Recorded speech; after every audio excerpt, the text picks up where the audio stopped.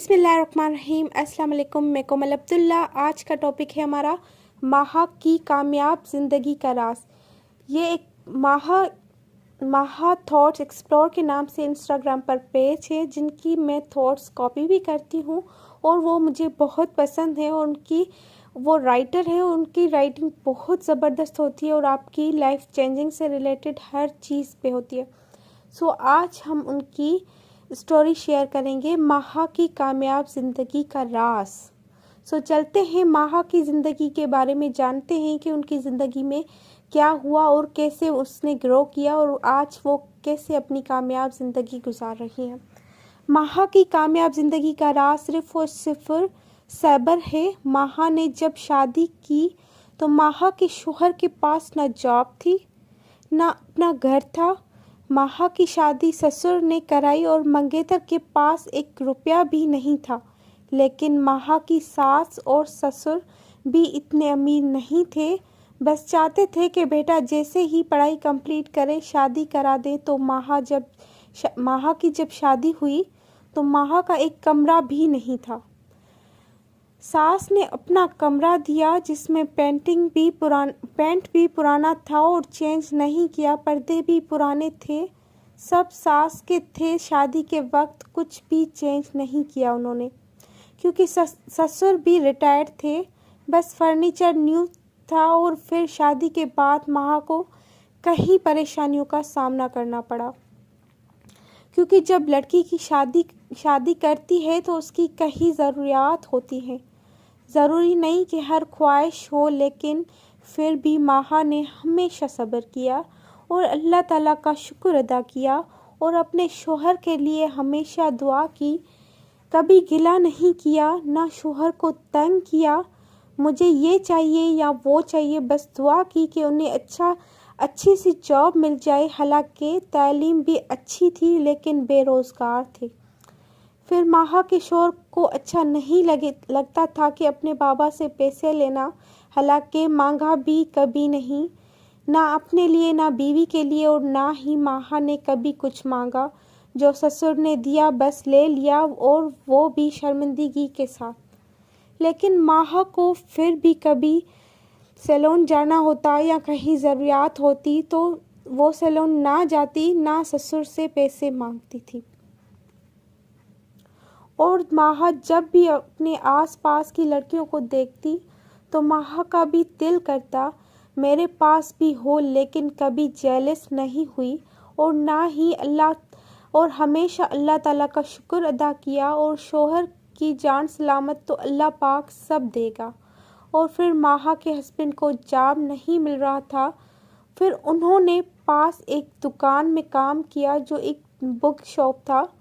वहाँ से थोड़ी बहुत हेल्प हो जाती थी और उस छोटी सी सैलरी में से भी माहा के शौहर ने जितना पैसा माहा को दिया उतना ही अम्मी जान को, बाकी खुद को सारा महीना चलाया। फिर उस दौरान माहा को अल्लाह ने औलाद की खुशखबरी दे दी।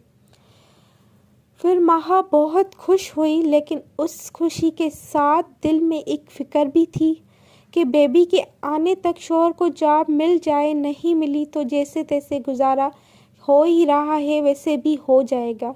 बेबी के आने के बाद शायद ज़्यादा परेशानी हो, लेकिन फिर माहा ने अल्लाह पर छोड़ दिया और अल्लाह ने बेबी दी और उस गम से बेगम हो जाऊं। और शॉप में सैलरी इतनी कम थी कि माहा के शौहर के पास 2 टाइम ड्यूटी देता था, तब भी कुछ मुश्किलात का सामना करना पड़ता। हालांकि माहा के पास जब अबाया भी शादी के थे, उसके बाद नहीं लिया, जबकि माहा की सारी दोस्तों के पास एक से बढ़कर एक था। लेकिन माहा फिर भी खुश थी। और माहा एक ऐसी लड़की है जिसको अल्लाह ने मौत से बचाकर नई ज़िंदगी दी। जब शादी से पहले उस पर सहर किया गया तो माहा का यकीन अपने रब पर इतना था कि वो बयान नहीं कर सकती। तो माहा हमेशा तहज्जुद पढ़ती। मैंने आपके साथ एक स्टोरी शेयर की थी सहर से रिलेटेड, जो हसद लग जाती है ना, नज़र वगैरह, उससे रिलेटेड। तो मैंने आपको ये बताया भी था कि ये स्टोरी माहा की है। तो आज मैं उसकी लाइफ के बारे में आपके साथ शेयर कर रही हूँ। ये स्टोरी उसी माहा की है। अपने रब से एक उम्मीद के लिए दुआ करती और लेकिन कभी किसी के सामने हाथ नहीं फैलाती। माहा के शौहर ने कई जगह टेस्ट एंड इंटरव्यू दिए, कुछ नहीं हुआ। फिर इसी तरह कुछ महीने गुजर गए कि अचानक एक रात माहा के शौहर को एक मैसेज आया। रात के 1:30 बजे और वो मैसेज नहीं था बल्कि अल्लाह के दर पर माहा की दुआओं की कबूलियत का जवाब था। और वो मैसेज माहा के शौहर के लिए जॉब का था, ऐसी जॉब जो लोग सुनकर जेलस होकर कहा कि रिश्वत दी होगी। हालांकि माहा के हस्बैंड के साथ कई लोगों ने इंटरव्यू टेस्ट दिए और आज तक कई लड़के इस डिग्री के साथ भी जॉबलेस हैं। तो माहा की अल्लाह ने सुन ली और पहले माहा को बताया, फिर दौड़ कर माहा के शौहर अपनी अम्मी को खुशखबरी सुनाने गया। फिर माहा बहुत खुश थी और उस रात 2 रकात नफिल पढ़कर अल्लाह का शुक्र अदा किया। जॉब मिल गई। माहा के शौहर ने कई महीने बाद सोचा कि क्यों ना नया घर बना लूं, तो माहा से डिस्कस किया और उस बारे में और कहा, मैं अपना नया घर बनाना चाहता हूं और उस घर में अपनी पूरी फैमिली, माँ बाप के साथ भाइयों को भी साथ रखूंगा। माहा को सुनकर खुशी हुई क्योंकि माहा ने हमेशा अपने ससुराल वालों को अपना समझा।